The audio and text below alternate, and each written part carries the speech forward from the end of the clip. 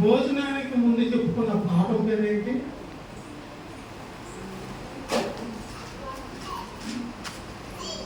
అమ్మా, మరణం నుండి విడుదల జీవంలో.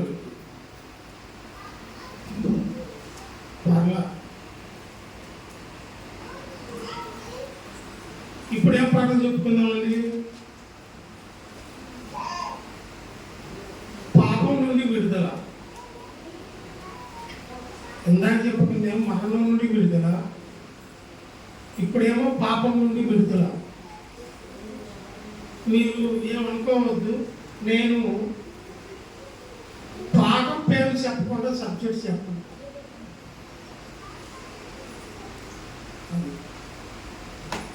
ఎందుకంటే ఏదైతే చెప్పబడిందో దాని ప్రకారంగా సబ్జెక్ట్ వస్తుంది. అది చిన్న కోరిక. అందరూ ఒక్కసారి లేచిన బిడ్డతో ఒక పల్లవి శరణం పాడుకొని వాక్యంలోకి వెళ్దామండి. ఎందుకంటే భోజనం చేశాక నిద్రపోతే వాక్యం మరలా లేపుతాం, అందులో సందేహం లేదు. నీకు తిట్టుకున్నా బాధ లేదు. సరే,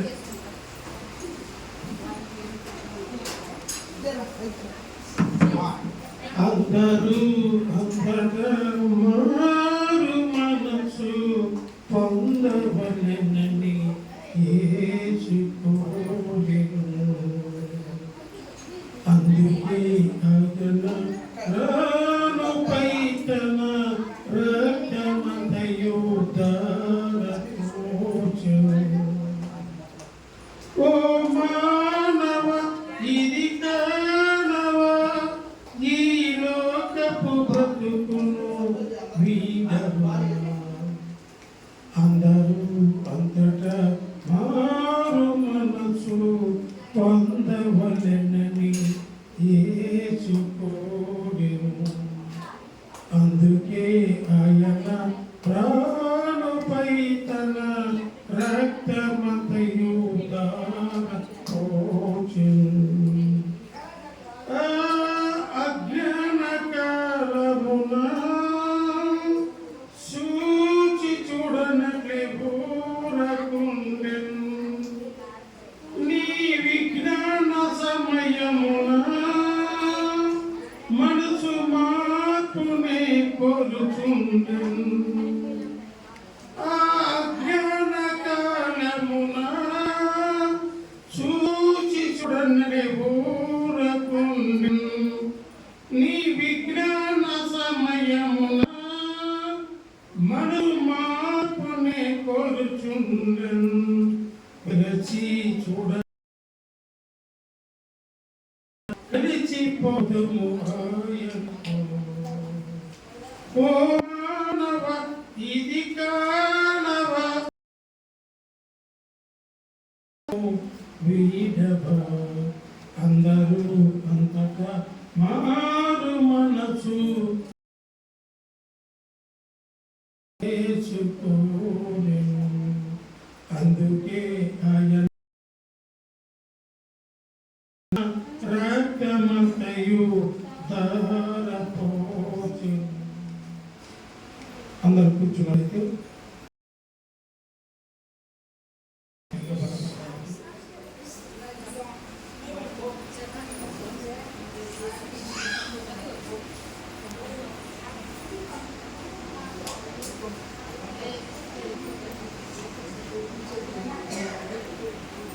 పాపం నుండి విడుదల.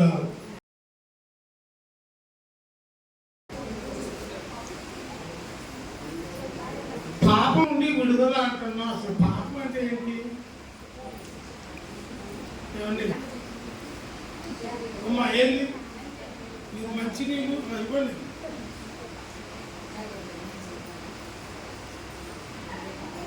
మనం ఒక వ్యక్తి దగ్గరికి వెళ్ళి నువ్వు పాపం పెట్టి ఊరుకుంటారా?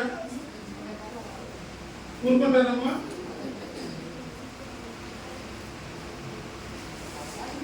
మనం పాపి అంటే ఊరుకోరు.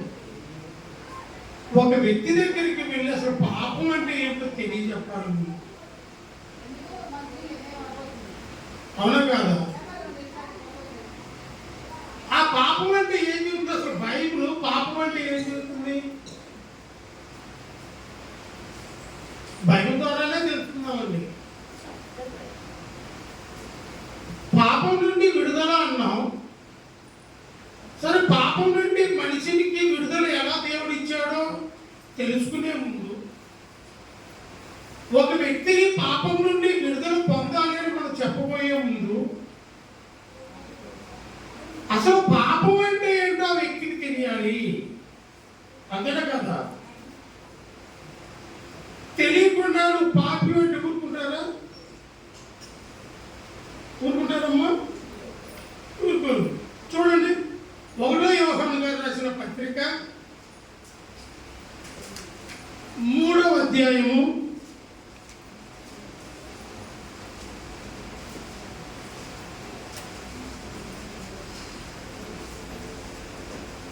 4వ వచనము. 1వ యోహాను గారు రాసిన పత్రిక 3వ అధ్యాయము 4వ వచనము. పాపము చేయు ప్రతి వాడును ఆజ్ఞను అతిక్రమించును. ఆజ్ఞ అతిక్రమమే పాపము.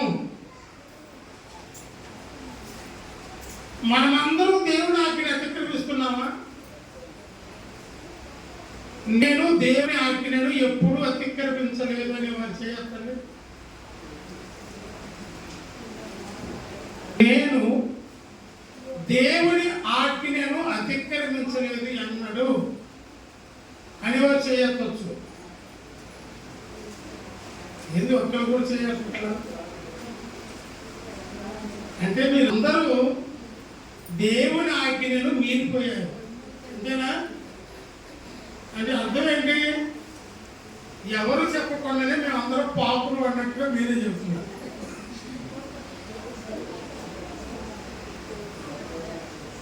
ప్రియ సహోదరి సహోదరులారా, దేవుడు గొప్పవాడు.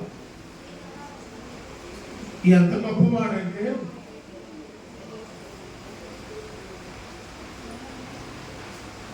క్రీస్తు రక్తంలో కడగబడినా కూడా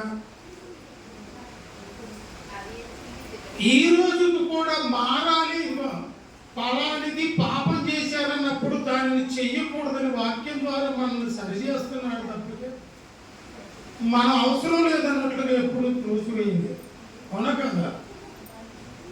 వాస్తవైతే దావీదు గారు చెప్పినట్లుగా నా పాపాలు నా తల వెంట్రుకలు అన్నట్లుగా మనం లెక్కేసుకుంటే మన వెంట్రుకలు సరిపోవు మన పాపాలు. అంటే మొట్టమొదట ఆదాము అవ్వలు దేవుని ఆజ్ఞను అతిక్రమించి పాపం చేశారు అని మనం అనుకుంటున్నాం. అది వాస్తవమే. మనం కూడా ఆజ్ఞను అతిక్రమించాడు. దేవుడు ఆజ్ఞ. ఇంట్లో తల్లిదండ్రులు ఉన్నారు, చెప్పారు, వినలేదు.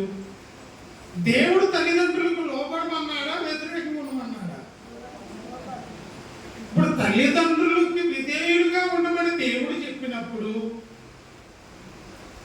దేవుడే ఆజ్ఞ ఇచ్చినప్పుడు తల్లిదండ్రులు చెప్పే మాటకు లోపడకుండా వెనుక బ్రతికెక్కి పాపే పరిశుద్ధుడా? పాపుడు. అలాగనే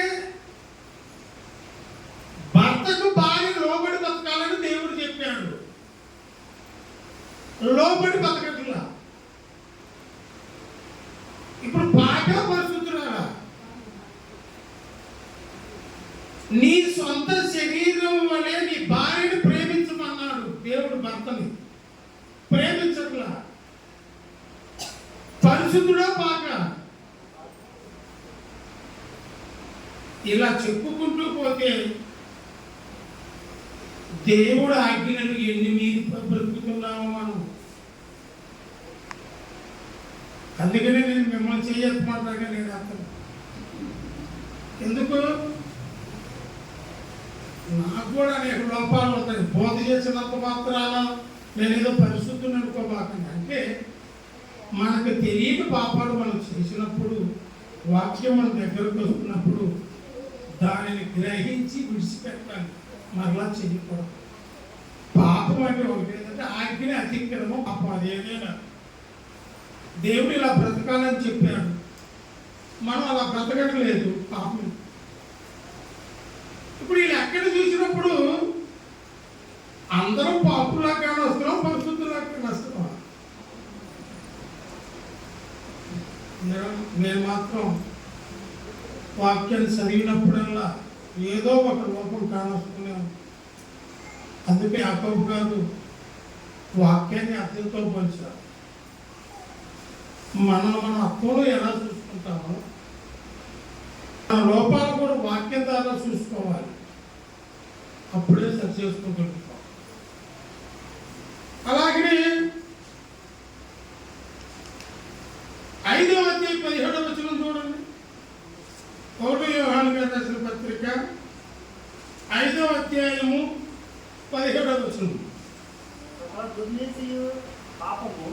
సకల దుర్నీతి పాపము అయితే మరణకరం కాని పాపం కలదు.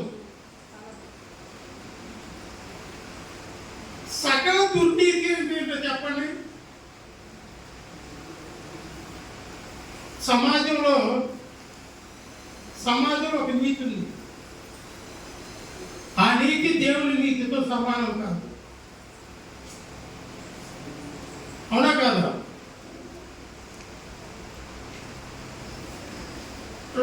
ఎలా చెప్పగలమండి మీరని నన్ను ప్రశ్న అడగచ్చు.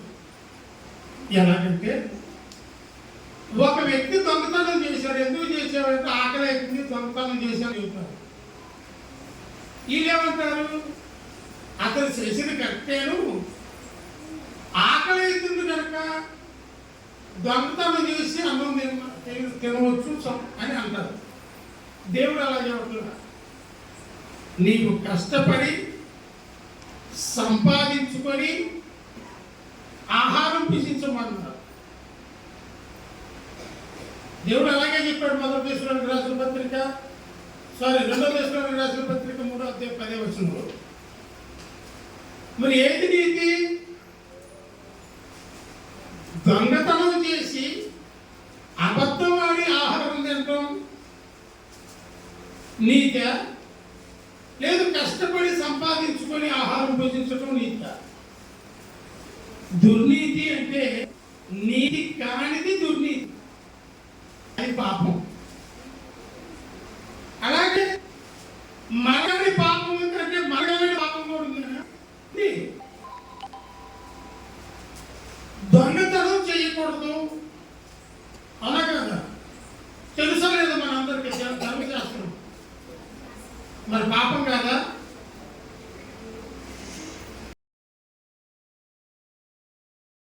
గబాల కోపంగా ఎవరైనా ఒక మాట అది దేవుని పాపం. పిల్లలు ఉన్నారు, చెప్పిన మాట ఒక అర్థం, అది క్షమించే పాపం. క్షమించడానికి పాపం ఏంటంటే ఎదుటి వ్యక్తి నాశనాన్ని కోరుకుంటారు, అది క్షమించడానికి పాపం. ఎదుటివారిని దూషిస్తున్నప్పుడు తెలిసి కూడా అది క్షమించడానికి పాపం. అందుకని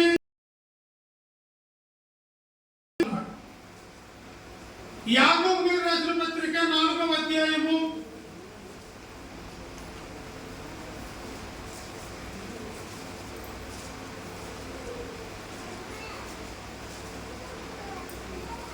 17వ వచనం. కాబట్టి మేలైనది చేయనెరిగియు అలాగు మేలేంటి చెప్పండి.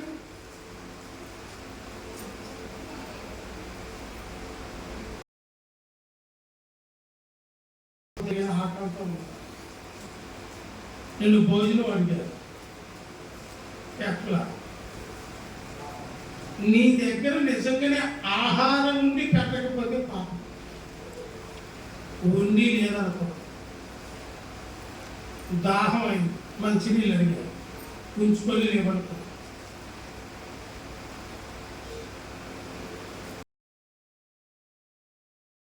చాలా ఉంటాయి. అంటే మేలేది చెయ్యి, ఇది మేలు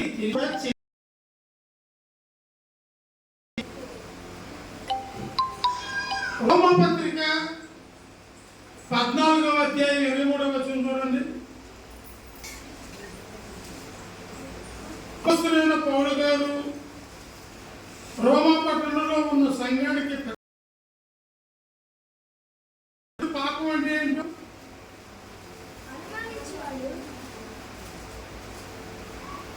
చదవమ్మా.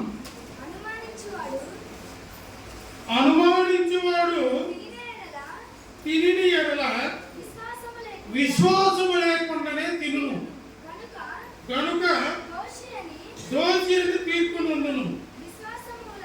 విశ్వాసము మూలము కానిదేదో అది పాపం.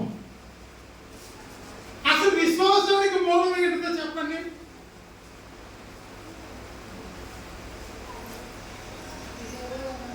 ఒక వ్యక్తి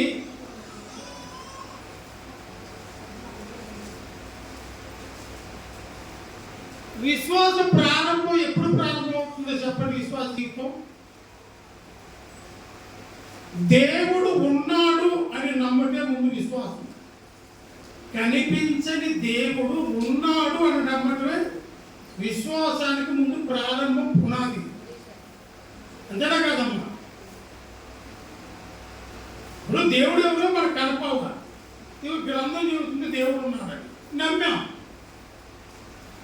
యేసుక్రీస్తు రక్తము ద్వారా మన పాపాలు కడగబడతాయని నమ్మాం. నమ్మావా లేదా? రక్తం కనబడుతుంది ఎక్కడన్నా?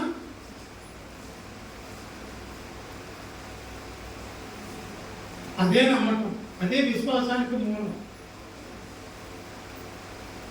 నరకం నుండి తప్పింపబడి పరలోకం వెళ్తాం, క్రీస్తు తీసుకుని వెళ్తాడని నమ్మకం. అసలు చూసావా? అవి ఉన్నాయి. ఆ నరకాన్ని తప్పించుకోవాలి, ఆ పరలోకం వెళ్ళాలి క్రీస్తు ద్వారాని నమ్మకమే విశ్వాసం. అందుకని ఎబ్రియులకు రాసిన పత్రిక 11వ అధ్యాయం 1వ వచనంలో అదృశ్యమైనవి ఉన్నటే నమ్మటే విశ్వాసం. అంటే కంటికి కనిపించనివి అదృశ్యం, అంటే కనిపించనివి ఉన్నవి అని నమ్మడమే విశ్వాసం.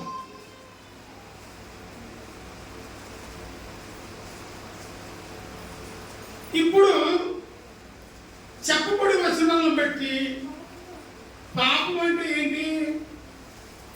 మనం అందుకే ముందు ఒక వ్యక్తి దగ్గరికి వెళ్ళి మారు మనసు పొందాలన్నా, ఒక వ్యక్తి మారాలన్నా, నిజంగానే నీవు నీ బంధువులు కానీ స్నేహితులు కానీ దేవుడి సన్నిధికి నడిపించాలన్నా, నువ్వు పాపివి, నువ్వు మారాలి, నువ్వు పాపివి, నువ్వు మారకపోతే ఇది చెప్పకూడదు. అయ్యా ఇది పాపం, ఇది పాపం కనుక ఈ పాపం మనం విడుదల పొందాలంటే ముందు మన పాపులు ఎలా పాపమో చెప్పాలి. మరి పాపం అంటే ఏంటో కొన్ని వచనాలు చాలా ఉన్నాయి, కొన్ని వచనాలు చూపించాను. ఎందుకంటే మనకు ఎక్కువ సమయం లేదు. నేను 40 నిమిషాలు ఉంది నాకు ఇచ్చిన సమయం. ఒక వ్యక్తి పాపం ఎందుకు చేస్తున్నాడు ముందు అది తెలియాలి. పాపం అంటే ఏంటో తెలియజెప్పాము. ఒక వ్యక్తి పాపము ఎందుకు చేయుతున్నాడు అది తెలియాలి. రోమీయులకు రాసిన యాకోబు రాసిన పత్రిక 1వ అధ్యాయము 14-15 వచనాలు చూడండి. ప్రతివాడు తన సత్యమైన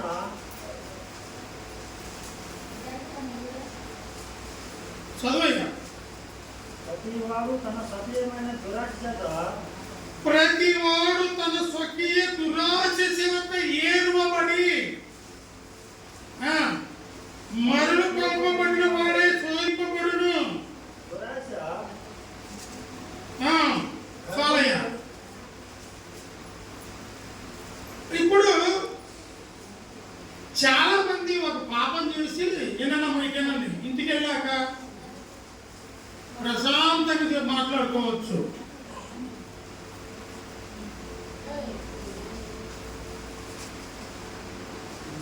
ఒక వ్యక్తి పాపం చేసి ఏం చూస్తారో చెప్పండి, మనం ఏం చూస్తామో చెప్పండి. నేను కాదన్నయ్య, సాతాను నన్ను అలా జయించాడంట. పాపం ఒకటి దొరికిన అమాయకుడు సాతాను. మనం చేసిన పాపం కూడా అతను వేరే నటించాలి. అంతే కదా. ఈరోజు ఎలా ఉందంటే సమాజం, ఆదాము కనుక తినవద్దని పండు ఎందుకు తిన్నామని దేవుడు ఆదాముని అడిగితే ఆదాము అవ్వ మీద చెప్పింది, అవ్వ సాతాను చెప్పింది. అంటే నేరం చెప్పి కాదు, ప్రక్కన నేను చేసిన ఒప్పుకోను. ఈరోజు కూడా పరిస్థితి ఎలా ఉందంటే చెప్పినట్లుగానే నేను కాదయ్యా సాతాను చేపిస్తే చేశాను. సాతాను నీ చేత పాపం చేయించడానికి కారణం, లేదా నేను పాపం చేయడానికి కారణం నేను అవకాశం ఇవ్వడం వల్ల చేయిస్తున్నాడు. సాతాను చేయించట్లా, అవకాశం ఇస్తే చేయిస్తున్నాడు. అది గుర్తెరగాలి. ఎప్పుడు చేస్తారంటే మనిషిలోనికి దురాశ వచ్చింది. యాకోబు గారు చెప్పినట్లుగా దురాశ అంటే ఏంటి? ఆశ వేరు, దురాశ వేరు.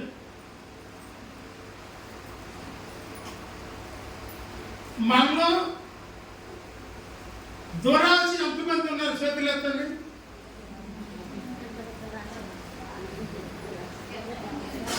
నా దురాశ ఏంటంటే దేవుడు అవకాశం ఇది రోజు ఉదయం 10 గంటల నుంచి రాత్రి 10 దాకా మీ దురాశ ఇస్తున్నాడు. అయితే మనిషి తృప్తి లేక బ్రతకడమే దురాశ.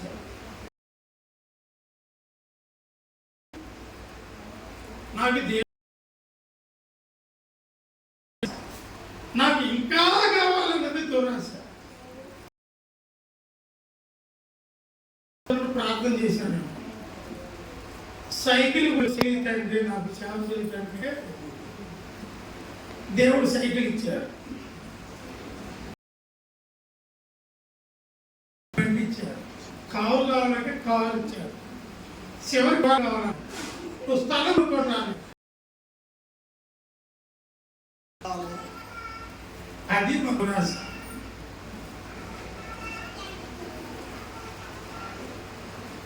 ఆశ వేరు, దురాశ వేరు. అది ఒక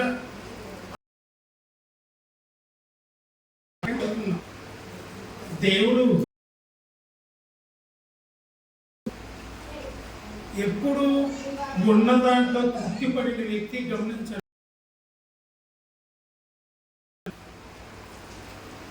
ఆరోగ్యంగా బ్రతుకుతాడు, ఆనందంగా బ్రతుకుతాడు.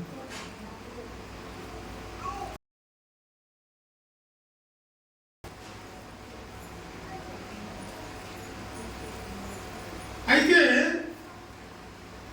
ఆ దురాశ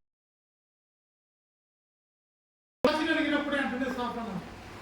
ఇప్పుడు ఆశ వరకు వచ్చింది దురాశ. మనకి దురాశ ఉన్నప్పుడు సాతాను పక్కనే ఉంటాడు. ఆ దురాశ శోధింపబడతాం. సాతాను ఏంటంటే శోధిస్తాడు. మనది కాని దానిని ఆశపడి మనది చేసుకోవాలనుకోవటమే దురాశ. అప్పుడు ఈ సాతాను ఏం చేస్తాడంటే మనుషులు ప్రేరేపించి, అది పాపం. కారణం ఏంటంటే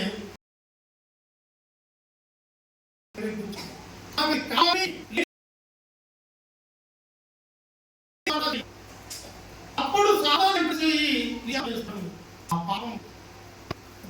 చిన్న సలహా చెబుతాను. ఒక వ్యక్తి తన తప్పుని కప్పుపుచ్చుకోవడానికి ఒక అబద్ధం ఆడతాడు. మరలా ఆ తప్పు కప్పుపుచ్చుకోవడానికి మరలా 2, 2/4, 4/10, 10/100 పాపం కదా. అదే మొదట నిజం చెప్పుడు నేను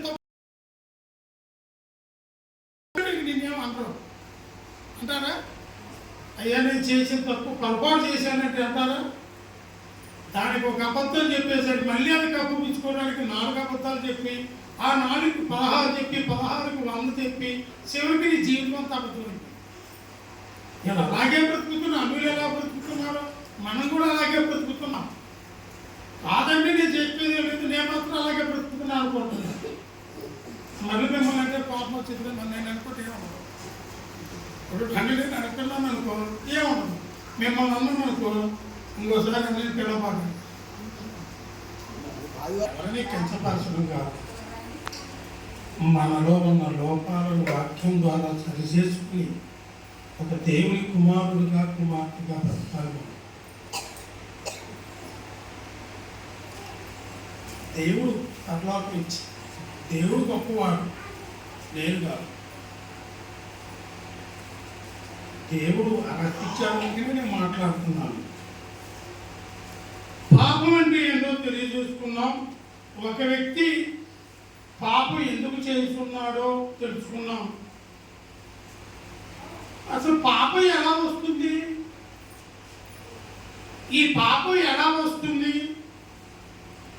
ఈ పాపం ఎలా వస్తుందో అన్నట్లో ఒకవేళ కొంతమందికి పాదచిత్తం నేను చేసేదేం లేదు. చాలా మంది బైబిల్ పట్టుకొని బోధ చేసే బోధనలో ఒకటి దేవుడికి వ్యతిరేకమైన బోధ ఏంటంటే జన్మ పాపం ఉన్నది.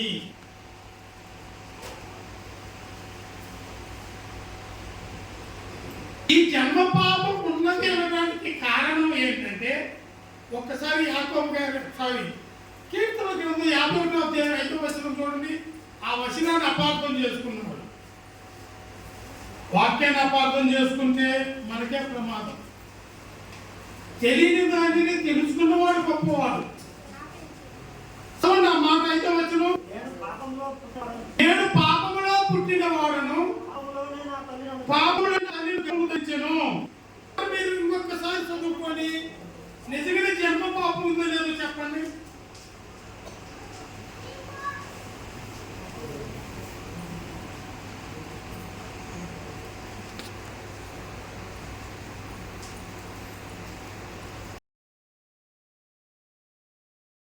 చూడండి చాలు. ఈ వచనాన్ని చూస్తే వాడుగా మనమైనంత అనుకుంటాం. నేను పాపనే పుట్టినవాడు, నా తల్లి వచ్చినాడు, నేను కూడా పని చేసుకుని. దీని గురించి లాస్ట్ లో చెబుతుంది దీని భావం. జన్మపాపం ఉంది. ఈ వచనాన్ని బట్టి సమాజంలో అనేక మంది సువార్త ప్రకటించే సోదరులు, సువార్తికులు లేదా పాస్టర్లు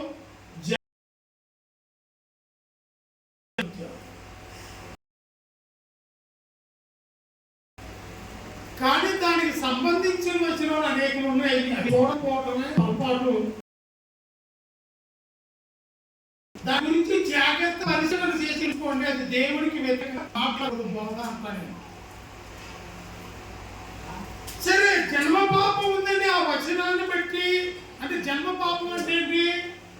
పుట్టుకతోనే పాపం, అంతేనా? జన్మ అంటే పుట్టుకేగా. పుట్టుకే మానవుని పుట్టుక ఎక్కడ ఏర్పాటు చేశాడు దేవుడు? యెషయా గ్రంథం 49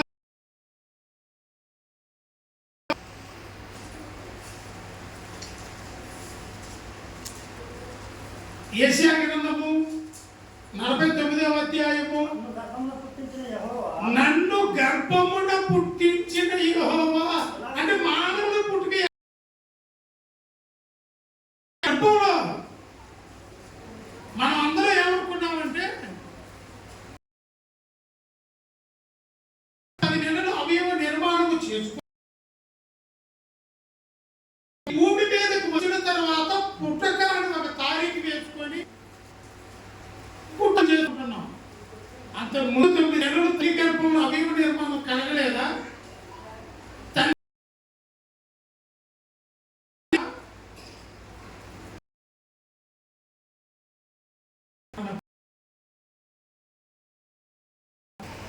పుట్టించింది అంటే దేవుడు. తల్లిదండ్రులు కలిగి దేవుడి సంకల్పం ఖండం చేసేసారు. పరిశుద్ధుని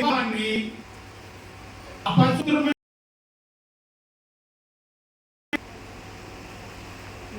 మాట్లాడుకున్నాను. నాకైతే మనుషులకి మాట్లాడుకున్నాను, తీసేసుకోవటం మాట్లాడిన అక్కడ ఉండే. ఇప్పుడు జన్మ పాపం ఉందని ఆ వచనాన్ని పట్టుకొని మనం మాట్లాడగలిగితే గర్భం పుట్టించింది ఎవరయ్యా అంటే యెహోవా. దేవుడు పాపంలో పుట్టిస్తాడా?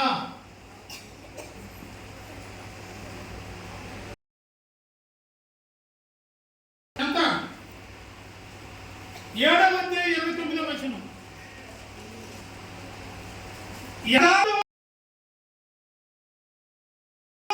ప్రసంగి గ్రంథం 7వ అధ్యాయం 29వ వచనం చెప్పబడినట్లుగా మన దేవుడి పోలికతో పుట్టాం. మన స్వరూపం అందే మన వారికి చొప్పున నరులను చేసుకుందాము రండి. సాక్షాత్తు భూమి మీద తల్లి గర్భంలో పుట్టిన ప్రతి మానవుడు, స్త్రీ కావచ్చు పురుషుడు కావచ్చు, వాడు ఎవరైనా సరే, పని మనిషి కావచ్చు ప్రధానం కావచ్చు, సాక్షాత్తు దేవాతి దేవుని కుమారులు కుమార్తెలు. మరి దేవుడి స్వరూపం అంటే దేవుడు పరిశుద్ధుడా పాపిడా? పరిశుద్ధుడు. పరిశుద్ధుడి పోలికిన పరిశుద్ధులే పుట్టిస్తాడా, పాపులు పుట్టిస్తాడా? అందుకనే కీర్తన గ్రంథం 51వ అధ్యాయం చివరిలో ఎందుకు చదువుతామన్నానంటే ఇవన్నీ తెలిస్తే అది అర్థం అవుతుంది. ఇప్పుడు అసలు గర్భఫలం ఇచ్చేది ఎవరు? కీర్తన గ్రంథం 107వ అధ్యాయం 3వ వచనం చూడండి.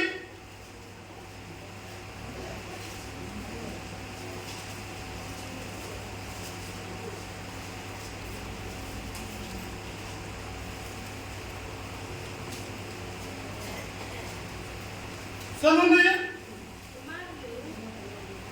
కుమారుడు యెహోవాను గురించి స్వాస్థ్యము గర్భఫలము ఆయన దేవుడిచ్చు బహుమానము. ఏమిటి? మన పిల్లలకి మనం బహుమానం ఇస్తాం అప్పుడప్పుడు. ఏదోనా ఫంక్షన్లో కూడా అది పుట్టినరోజులో చేసుకున్నప్పుడు లేకపోతే ఎగ్జామ్స్లో పాస్ అయినప్పుడు బహుమానం ఇస్తాం. మంచిది ఇస్తామా చెడ్డది ఇస్తామా? ఆలోచించండి. దేవుడు పాపుల్ని ఇస్తారా గర్భఫలాన్ని?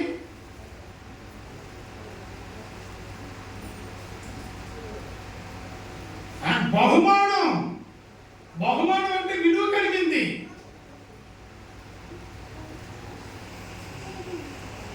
ఆ బహుమానం మనుషులు ఇచ్చిందంటే విలువ కట్టగలమేమో, దేవుడు ఇచ్చింది విలువ కట్టలేదు. ఎంత చెప్పాను, ఒక మనిషి నిర్మాణం ఎవరు చేయగలరు అన్నానా లేదా? వెలకట్టలేనిది దేవుడిచ్చే బహుమానం. ఆ వెలకట్టలేని బహుమానాన్ని మనకు వాక్యవర్తం కాక జన్మ పాపం ఉందని సింపుల్గా కొట్టించాం. అందుకనే 66 పుస్తకాలు రాయించి చివరిలో ప్రారంభంలో ఒక అక్షరం కలిపినా తీసివేసిన పరలోకంలో పాడు పంపులు లేవు. అంతే. అంటే అబద్ధ బోధ చేస్తే నిత్య నరకానికి వెళ్తాం.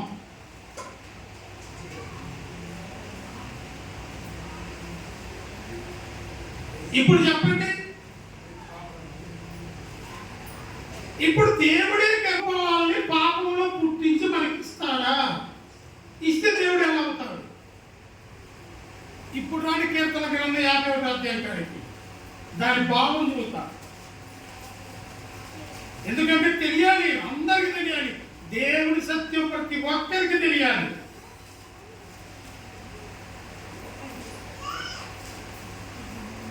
నేను చదువుతున్న జాగ్రత్తగా ఉండండి. నేను పాపములోనే పుట్టిన వాడును, నేను పాపములోనే పుట్టిన వాడును. ఈ కీర్తన ఎవరు రాసింది? దావీదు గారు. ఎప్పుడు రాశాడు? బచ్చే బాధతో పాపం చేసినప్పుడు నాతాను వచ్చి హెచ్చరిస్తే ఆ పాపం తెలిసి నేను అసలు నా తల్లే నన్ను పాపంలో కన్నదని అన్నాడు. ఇక్కడ దావీదు గారు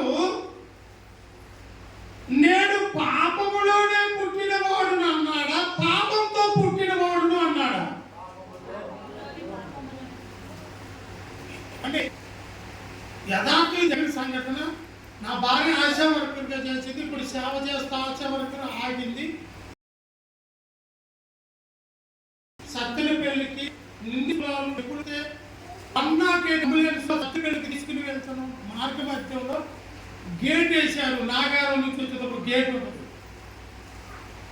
ఆ గేట్ కాడికి రాగానే వచ్చి ప్రసవించింది, బాబు పుట్టాడు. అంబులెన్స్లో పుట్టాడు, అంబులెన్స్తో పుట్టాడు. లాకి తాకి తేడా తెలియక, అక్కడ భావం అర్థం కాక అపార్థం చేసుకున్న వచనం. దావీదు గారు ఆ మాట ఎందుకు ఉపయోగించాడంటే, ధర్మశాస్త్రం లేనప్పుడు పాపం అంటే ఏదో తెలియల.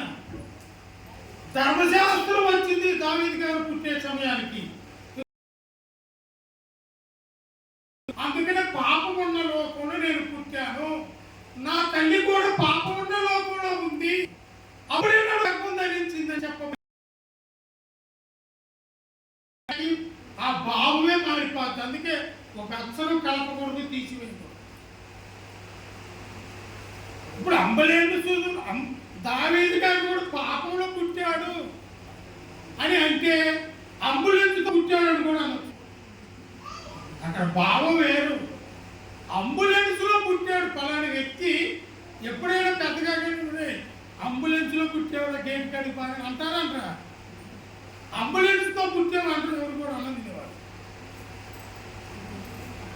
ఇక్కడ కూడా పాపంలో ఉన్నాడు, కానీ పాపంతో అలా నేను అనొచ్చు అనకూడదో తెలియదు, కానీ అక్కడ నా తల్లి పాపం చేసిందని అర్థం. వీళ్ళు చెప్పే సందర్భాన్ని దావీదు గారు అట్లా జన్మ పాపం ఇప్పుడు ఉందా లేదా? మీకు ఎందుకు చెప్పాను ఈ పాపం అంటే, మన పుట్టకలో పాపం లేదు, దేవుడు పాపంలో పుట్టి లేదు. అది అర్థం కావడానికి వచ్చినా చూపించాను. ఎవరైనా అలా చెబితే అవసరం నా బోధ అవసరం లేదు. దేవుడే నేను పాపంలో నువ్వు చేశావు ఆ మాట అంటే సరే.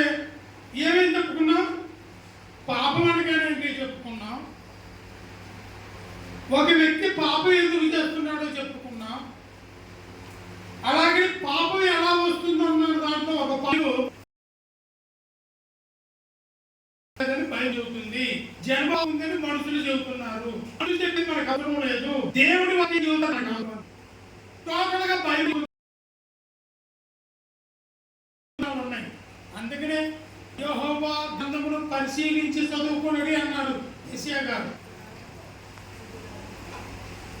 అయితే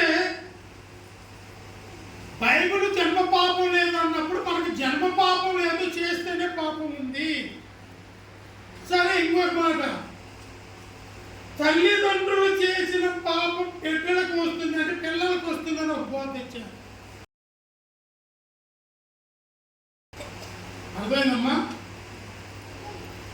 నేనున్నాను అంటున్నారు, అదొక బోధ. నమ్మి అర్థం బోధ తెచ్చేవారు బాధ అయిపోయింది ఈ మధ్య. దేవుడు అంగీకరించరు. ఈ గ్రంథాన్ని రాయటానికి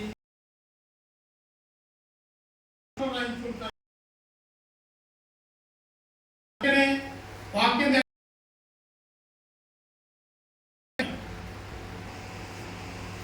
మరి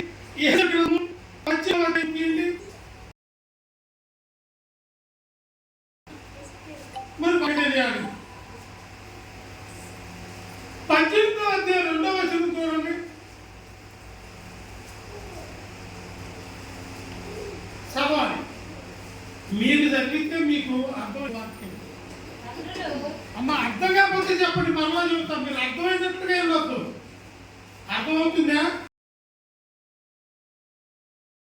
వెరీ గుడ్, మంచిది. అంటే శ్రద్ధగానే వింటున్నారు. నిద్రపాట్ల నాకెవరు ముగ్గురు కానొస్తున్నారు నిద్రపోయినట్లుగా. ముగ్గురు తండ్రులు ద్రాక్షకాయలు తినగా పళ్ళు పులిసినంటే పిల్లల పళ్ళు పులిసినట్టు మీరు చెప్పుతూ వచ్చిదనే చాలమ్మా. ఇప్పుడు నేనున్నాను, నేను మొదటి ద్రాక్షకాయలు తిన్నా, లేదు మా నాన్న తిన్నాడు, మనగారు నా పళ్ళు పులుస్తాయా చెప్పండి? ఈ పులిస్తే పాపం తల్లిదండ్రులు చేతి పిల్లలకు వచ్చింది. ఎవరి తింటే వాళ్ళు పళ్ళు పులుస్తాయి, అంతేనమ్మా. లేదండి మా నాన్నగారు తింటే నాకు పులుస్తాయండి ఎవరైనా చెప్పండి, చేయొద్దండి. కానీ మా నాన్నగారు తింటే పళ్ళు కూడా పులిసాయండి.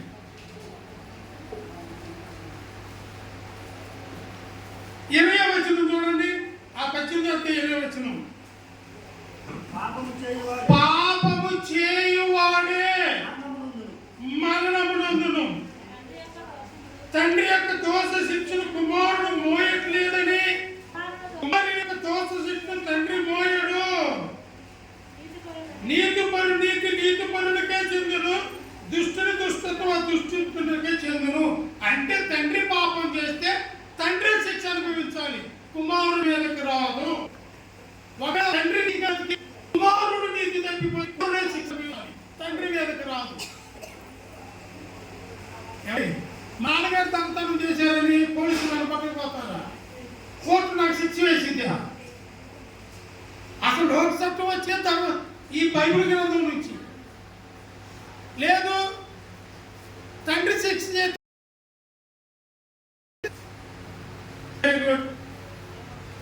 నిర్గమకాండము 20వ వచనంలోని నిర్గమకాండము 20వ అధ్యాయము 5వ వచనం. ఏమనగా నీ దేవుడైన యెహోవానకు నేను నన్ను ద్వేషించు వారి విషయంలో 3-4 తరముల వరకు తండ్రి దోషం కుమారుని మీదకి రప్పించును. దోషము పాపం ఒకటే. పాపం ఒకటే.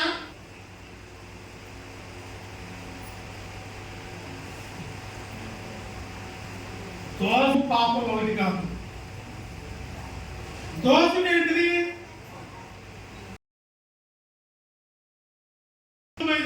ఎందుకు చెప్పంటారా? నా కుమారుడు ఎవరు పిలుస్తాను? కుమారుడు, అది దోషం. నేను విచారం చేశా, విచారం కుమారుడు, అది దోషం.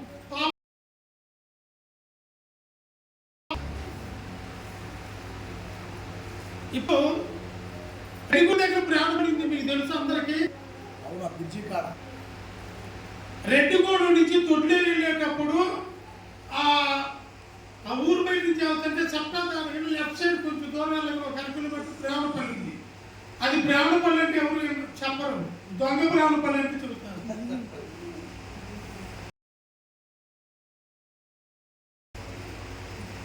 ఆ ఊళ్ళో నాకు చుట్టాలు ఉన్నారు. 3 తరాల క్రితం 2 తరాల క్రితం ఆ రెడ్డిగూడు లారీలో పోయే పట్టణ దొంగతనం చేశారు. ఎవరో ఊళ్ళో ఎంతమంది ఉన్నారు, ఒకళ్ళే ఇద్దరు ఉంటారు దొంగతనం చేశారు. అది పోయింది ఎవరికైనా, అది పోలా నింద. అలాగనే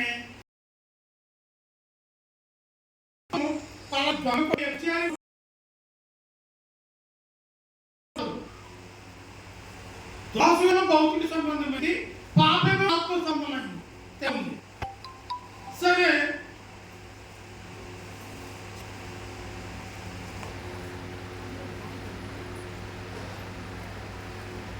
విలాపల వాక్యము 5వ అధ్యాయం 7వ వచనం చూడండి.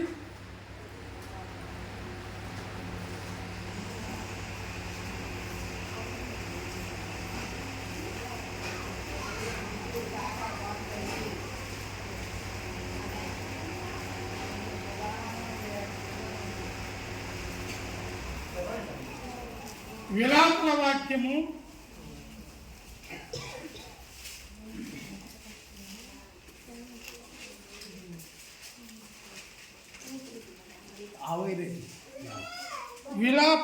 5వ అధ్యాయం 7వ వచనం చూడండి. మా తండ్రులు పాపము చేసి గతించిపోతిరి. మేము వారి దోష శిక్షను అనుభవిస్తున్నాము. ఇందా చెప్పాను, మా తండ్రి దొంగతనం చేశాడు, పాపం. ఆ దొంగ కొడుకు అని పిలువబడటం దోషం. అంటే చేసిన తండ్రి పాపం చేస్తే దోషం మనం అనుభవిస్తున్నాం. అది దొంగతనం పాపమే, వ్యభిచారం పాపమే. కానీ పిల్లలు ఏం మోస్తున్నారంటే పాపలు కాదు, వారు చేసిన పాపాన్ని దోషంగా అనుభవిస్తున్నారు. అర్థమైందమ్మా? మరి అయితే తల్లిదండ్రుల పాపం పిల్లల మీదకి వస్తుందంటే రాదు. మరి పాపం ఎలా వస్తుంది? పాపం ఎలా వస్తుంది? మరి అంతేగా, తల్లిదండ్రుల పాపం పిల్లల మీదకి రాదని చెప్పింది బైబిల్. మరి పాపం ఎలా వస్తుందో కూడా చెప్పబడుతుంది. పాపం ఎలా వస్తుందంటే రోమాపత్రిక 3వ అధ్యాయం 23వ వచనం చూడండి. 3వ అధ్యాయము 20వ వచనం.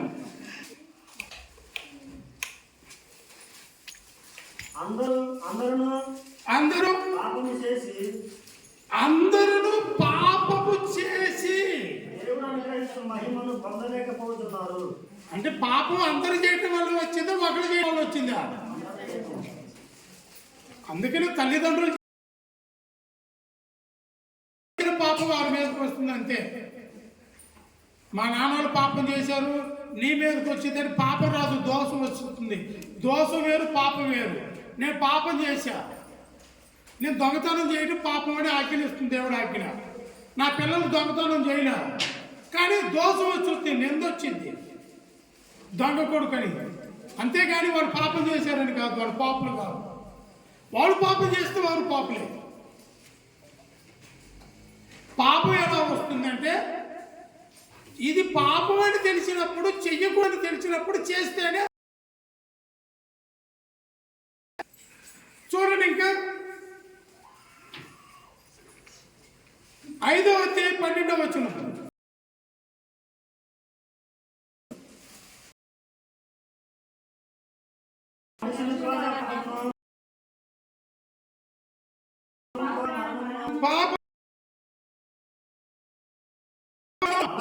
అలాగనే మనుషులు ఒక లోకం ఏమొచ్చింది? మనిషి ఆదాము. ఆ మనిషి ఎవరు? ఒక మనుషులు తారంటే ఆదాము ద్వారా లోకానికి పాపం వచ్చింది. ఇప్పుడు ఎలా వచ్చింది? అందరూ పాపం చేయడం వలన లోక పాపం వచ్చింది. పాపం ఎలా వస్తుందంటే, నువ్వు పాపం చేస్తేనే పాపం వస్తుంది. తల్లిదండ్రులు చేసిన పాపం పిల్లల మీదకి రాదు, దోషం వస్తుంది, నింద, అవమానం.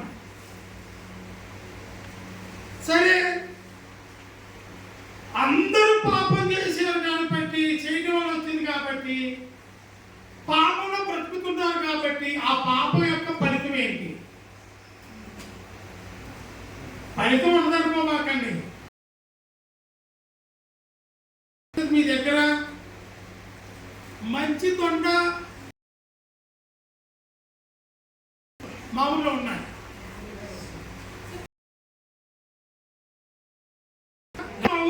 చేతులు మీయే, నేను చేతి పెట్టుకోను.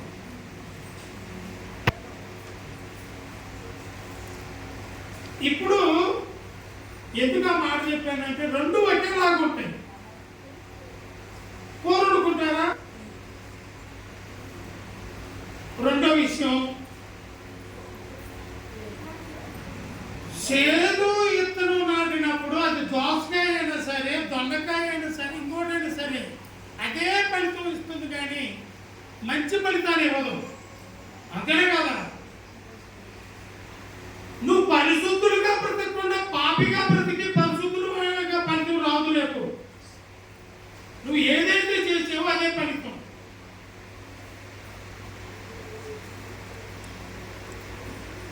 పాపం చేసిన వారికి ఫలితం ఉందా? ఉంది. బైబిల్ ఏం చెబుతుంది చూడండి. యోహాను సువార్త 8వ అధ్యాయము 34వ వచనం. యోహాను సువార్త 8వ అధ్యాయము 34వ వచనం. అందుకు యేసు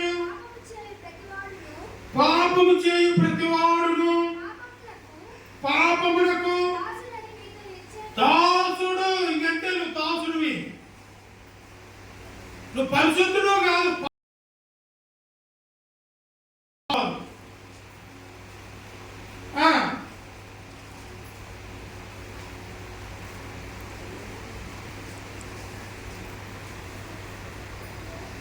మొదటి యోహాను గారు రాసిన పత్రిక 3వ అధ్యాయము 28వ వచనం చూడండి.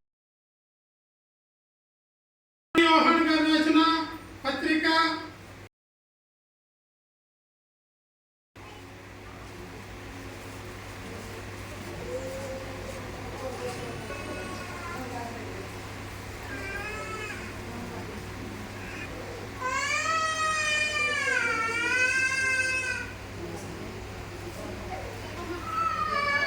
ఇందువలన మనం సత్య సంబంధం పడి ఎరుగుదుము. దేవుడు మన హృదయముల కంటే అధికులై సమస్తము ఎరిగి ఉన్నాడు కనుక మన హృదయం ఏ విషయంలో మన యందు దోషారోపణ చేయను ఆ విషయములలో అంటే దోషారోపణ వస్తుంది. ఏమిటి? ఆదాము పాపం చేశాడు, చెట్టు సాగం దాక్కున్నాడా లేదా? దేవుడు చక్కగానే దోష అంతకుముందు ఆత్మలో దేవుడు సవాసం కలిగి ఉన్నాడు. సవాసం కోల్పోవడం ఉంది. ఎందుకు సవాసాన్ని కోల్పోతున్నాడంటే దోషారోపణ.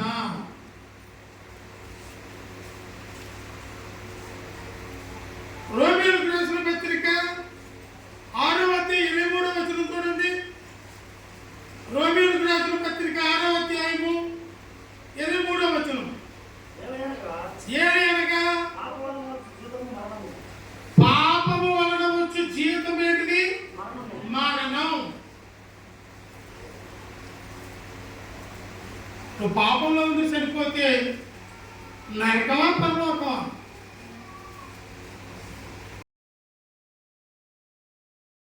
ధైర్యం ఉంది ఎవరికైనా? పాపం వలన వచ్చే జీవితము మరణం. మరణం అంటే ఏ మరణం గురించి చెప్పబడింది? మీకు 3 అన్నాలు చెప్పి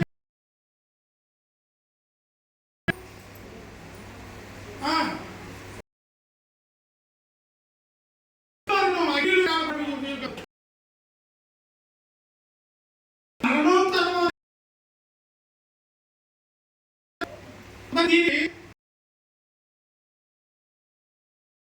దేవుడు విడుదల చేయడానికి భూమి మీద చేశారు. ఏమండి? ఎవరు చట్టం రాదు కాదా? ఆ నుంచి తప్పించబడాలని భూమి మీద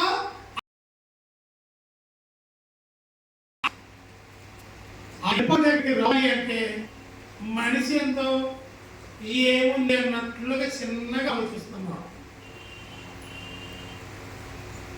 ఏమంటే కన్ను మూస్తే ఎక్కడికి వెళ్ళేదో చూడండి. ఒక్క వచనం యోబు గ్రంథం 21వ అధ్యాయం 13వ వచనం. యోబు గ్రంథం 21వ అధ్యాయం చూస్తే ఒక్క క్షణంలోని ఎక్కడికి వెళ్ళబోతున్నారో చూడండి. అసలు మన మరణం మనకు తెలుసా? ఎప్పుడు మరణిస్తామో తెలుసా?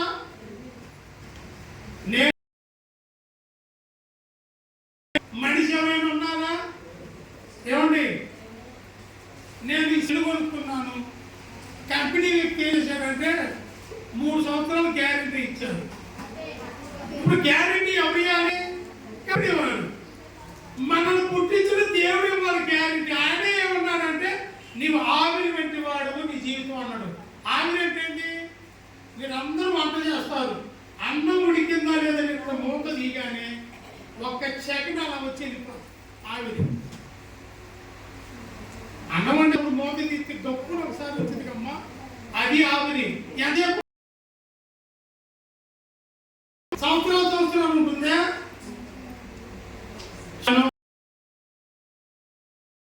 అది మీ జీవితం అన్నాడు.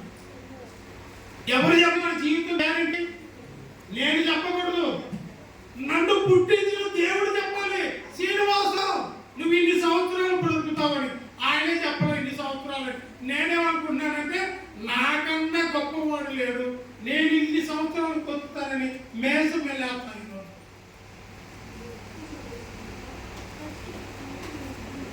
ఒక మాట చెప్పంటారా? దేవుడు ప్రేమించాడు కనుకనే బ్రతుకున్నాం, దేవుడు ఇష్టపడ్డాడు కనుకనే మనం ఉన్నాం. అవసరం లేదంటే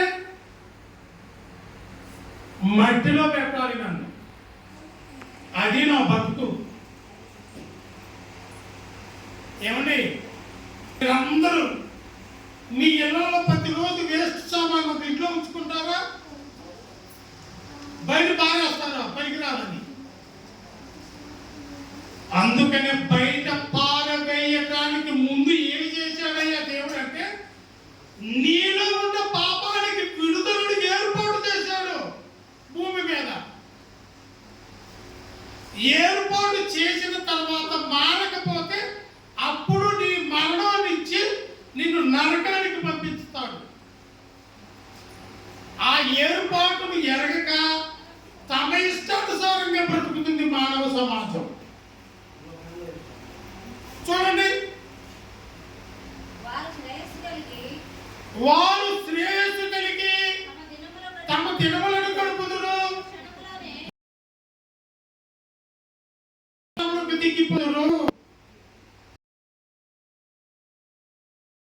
సొంతకమైన లెక్కలో పోసి ఇక్కడ గంట బాగుపట్టింది. ఇక్కడే ఉంది. కొన్ని నీ కబురు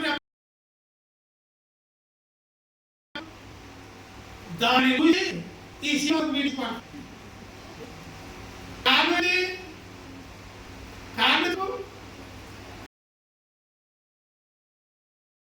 ఆసక్తి లేకపోవటాన్ని నా మిక్సిపాటు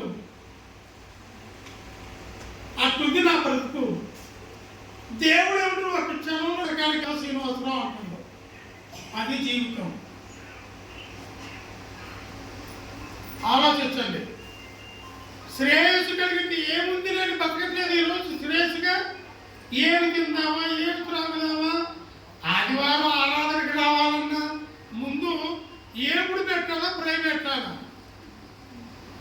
ఇంట్లో తినంగా రారు. అందుకనే ఇవన్నీ కాదని మా సంఘంలో ఏం చేశానంటే తెల్లారుజామున 5 ఆరాధన పెట్టాను.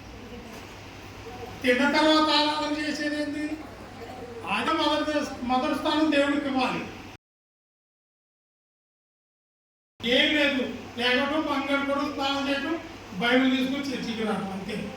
ఆరాధన 7:30 అయిపోతే తిండి కోసం తింటారు, సిగిలు తింటారు, అలా నడుకుంటారు. తర్వాత నేను మాట్లాడే మాకు బాధగా ఉంటుంది, సంతోషం నిజం మన జీవితంలో జరుగుతుంది. ముందు ఆదివారం కనుక సంతకాలే నిర్ణయించుకుంటారు ఏమి తెచ్చుకుందామని. రేపు ఉదయం చిత్తపాటు కలుగుదాం, దేవుడి సన్నిధికి వెళ్ళి తండ్రిని ఆరాధించాలి. అది రాదు మనిషికి. ఎందుకు రాలేదని ఒకరు అడిగామనుకో, నా చెవులో రక్తం వచ్చినంతగా చెబుతాడు. అదంతా వినాలి నేను. అందుకే నేను అడగను.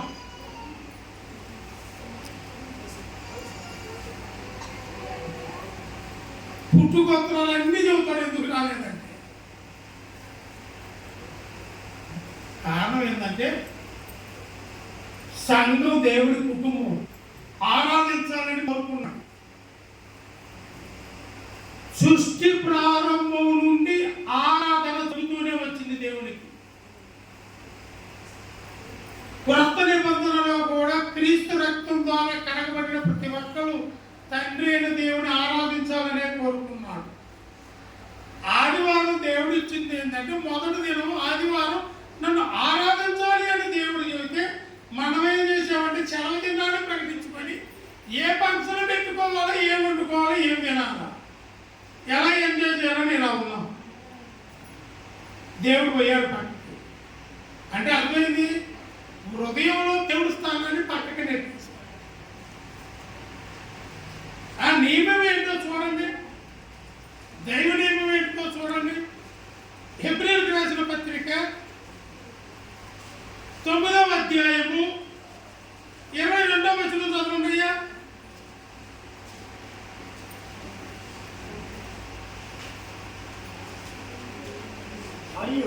మరియు ధర్మశాస్త్ర ప్రకారము సమస్త వస్తువులను రక్తము చేత శుద్ధి చేయబడినవి, రక్తము చిందించకుండా పాప క్షమాపణ కలగదని సామాన్యంగా చెప్పవచ్చును. అంటే రక్తము చిందించకుండా పాప క్షమాపణ లేదు. అందుకే యేసుక్రీస్తు వారు శరీరధారిగా వచ్చి ఒకే ఒక బలి, క్రీస్తు బలి అయిపోయాడు మన పాపము కాదా? అవునా కాదా? ఇక్కడ ఇందాక అందరూ రక్షణ పొందారన్నారు.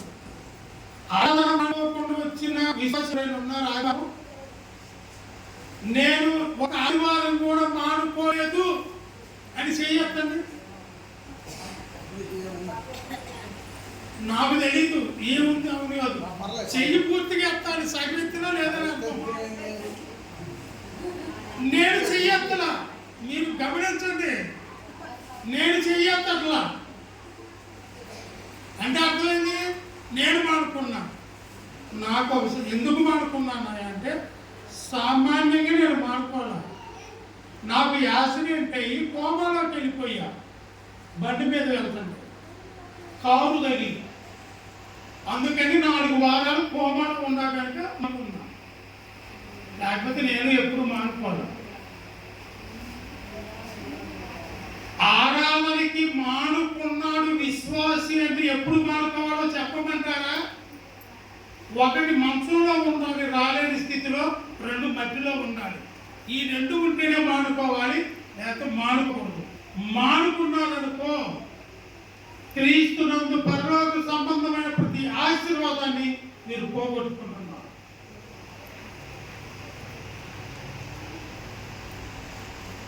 గమనించండి,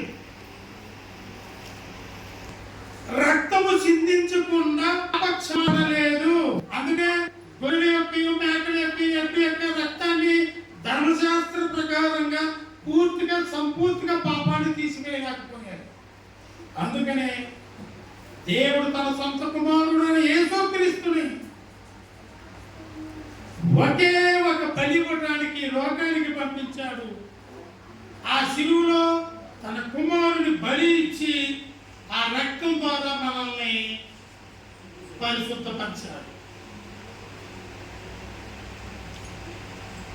ఇప్పుడు అర్హత ఇచ్చాడా ఇవ్వలేదా? దేవుడు పాపం నుండి విడుదల ఇచ్చాడు.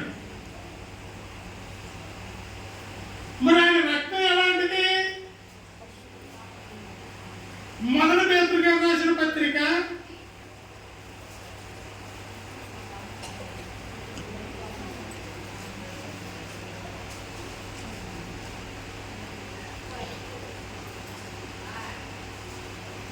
1వ అధ్యాయము 18, 19, 20 వచనాలు. పితృపారంభ్యమైన మీ వ్యర్థ ప్రవర్తన విడిచిపెట్టిన వెండి బంగారములు వంటి క్షయ వస్తువులు అంటే నాశనం అయిపోయేటువంటి వస్తువుల చేత మీరు విమోచింపబడలేదు.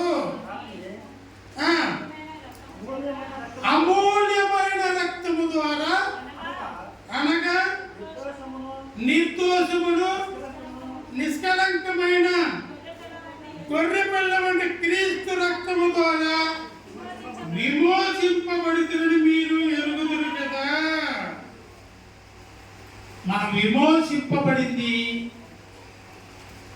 అక్షయమైన రక్తం, విలువ పెట్టి కొనలేనటువంటి రక్తం. ఏమండి, మన పాపాలు తీసేయడానికి ఏదైనా ఈ భూమి మీద ఇది ఉంది అని చెప్పాలండి. ఇగో ఇది ఇస్తే నా పాపం తీసివేయబడుతుంది అని చెప్పండి.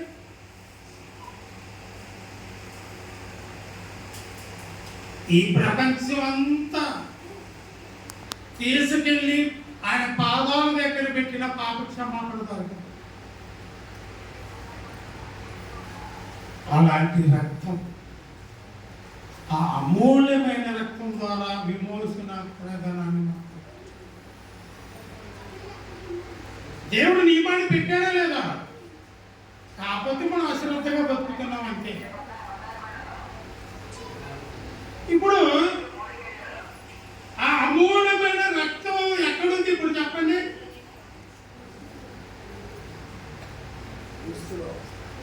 అమూల్యమైన రక్తం ఎక్కడుంది? రక్తం సరే, అమూల్యమైన రక్తం ఎక్కడుందో తర్వాత అసలు రక్తం ఎక్కడ ఉంటుందో చెప్పండి. రక్తం ఎక్కడ ఉంటుంది? శరీరంలో ఉంటుంది. ఎందుకు మీకు అర్థం కావడానికి చదువుతున్నానంటే,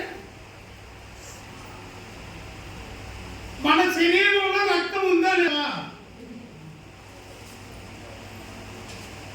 క్రీస్తు శరీరంలో క్రీస్తు రక్తం ఉంది. అదే పాప విమోచన. ఇప్పుడు క్రీస్తు శరీరం భూమి మీద ఎప్పుడో 2000 సంవత్సరాల క్రితం శరీరధారిగా వచ్చి క్రీస్తు రక్తాన్ని చిందించారు అనుకున్నాం. ఇప్పుడు క్రీస్తు రక్తం ఎక్కడుంది అని శరీరం ఎక్కడుంది అది తెలియక బాప్తీసాలు ఇస్తున్నారు. నేను ఎవరు కించపరచట్లా. వాక్యం ఆధారం, రిఫరెన్స్ ఆధారం. ఎఫెసీయులకు రాసిన పత్రిక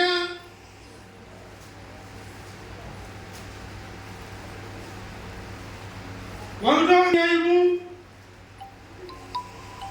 23వ వచనం. ఆ సంఘము ఆ సంఘమైన శరీరము. ఏ సంఘము? ఏ శరీరము?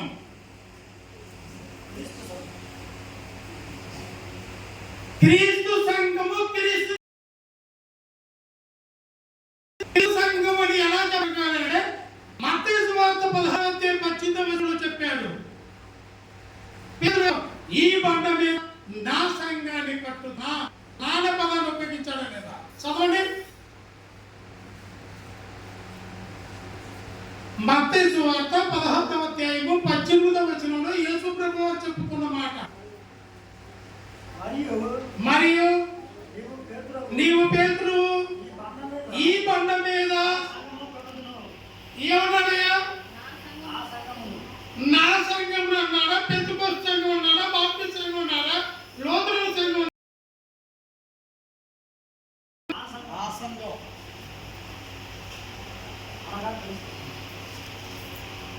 క్రైస్తవ పేరు పెట్టాలి. చెప్పండి. నేను నాకు బైబిల్ చెప్పండి. బైబిలే కావాలా?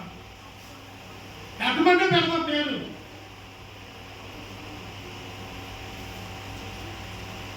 సంఘాన్ని చిన్నగా ఆలోచించపాకండి. ఏముంది నడపాకండి. ఈరోజు చాలా మంది చూసాం.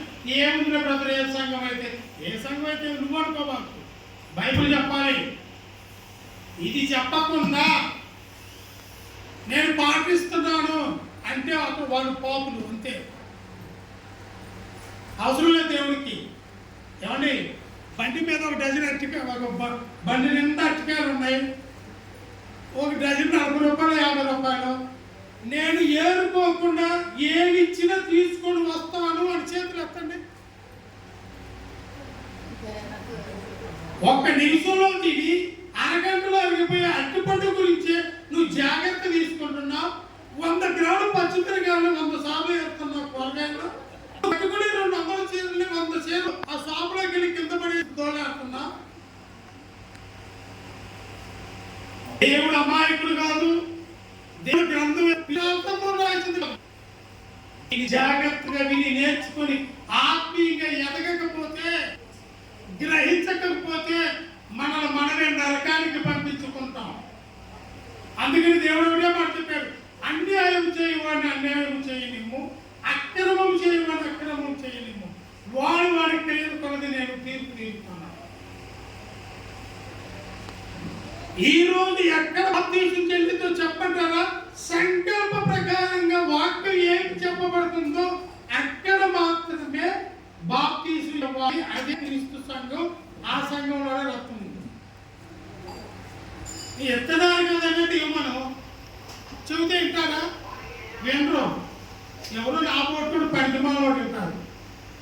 ఎందుకన్నారంటే అన్నమాట, నేను బ్రదరన్న సంఘంలో ఫస్ట్ సేవ చేసింది, వాక్యవంతమైన తర్వాత క్రీస్తు సంఘంలో బాప్తీసం తీసుకుని సేవ మొదలుపెట్టాను. నన్ను అందరూ దూరం చేశారు.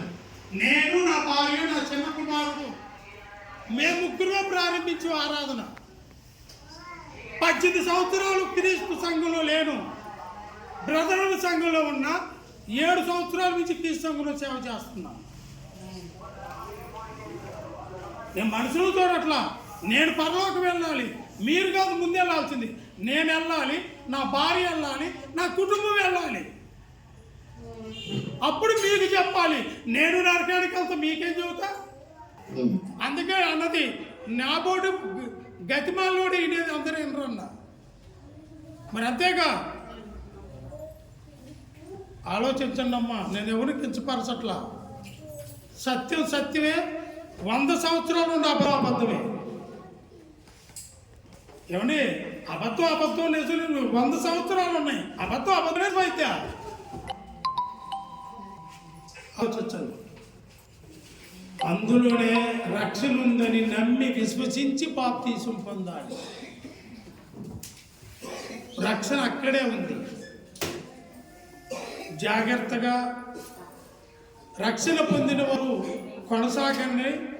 రక్షణ లేని వారికి రక్షణ మార్గాన్ని చూపించి, దేవుడికి చిత్తమైతే ఇంకోసారి మనం మాట్లాడుకుందామండి. ఇంకా అనేక సంగతులు ఉన్నాయి కనుక జాగ్రత్తగా ఆత్మీయంగా ఎదిగి, ఈ క్షణం మరణించిన నేను పరలోకం వెళ్తానని నిరీక్షణతో బతకండి. పాపం అంటే ఏదో తెలియజెప్పాను. జన్మ పాపం లేదు. పాపం ఒక వ్యక్తి ఎలా చేస్తుండో అని చెప్పాను. అలాగనే పాపాన్ని దేవుడు నియమం ఏర్పాటు చేశాడు అని క్రీస్తు ఆ నియమాన్ని ఏర్పాటు చేశాడు. అది ఎక్కడ సంఘం అని ఖచ్చితంగా చెబుతుంది. కనుక ఆ నియమంలో మనం ఉండి ఆ రక్షణ పొంది ఆ నిత్య జీవానికి వారసులు అవుదామండి. ఇప్పటి వరకు జాగ్రత్తగా విన్న మీ అందరికీ వందనాలు తెలియజేస్తున్నాను. ఈరోజు ఆరోగ్యాన్ని దేవుడిచ్చి మీ మధ్యకి నన్ను నడిపించుకొని మీకు దేవుడి మాటలు బోధించడానికి ఇచ్చిన అవకాశం ఇచ్చిన దేవుడికి కృతజ్ఞాస్తుతులు చెల్లిస్తున్నాను. సహోదరుడు ఆహ్వానించి, అన్నయ్య నువ్వు వాక్యం చెప్పాలన్నప్పుడు, నువ్వు ఏం చెబుతానే అన్నప్పుడు నేను సిద్ధపాటు కలిగి వచ్చాను. 5 పాఠాలు, 2 పాఠాలు ఈరోజు మీతో పంచగలిగాను. దేవుడు అవకాశం ఇచ్చాడు, మీరు విన్నారు. ఇంటికి వెళ్ళి 1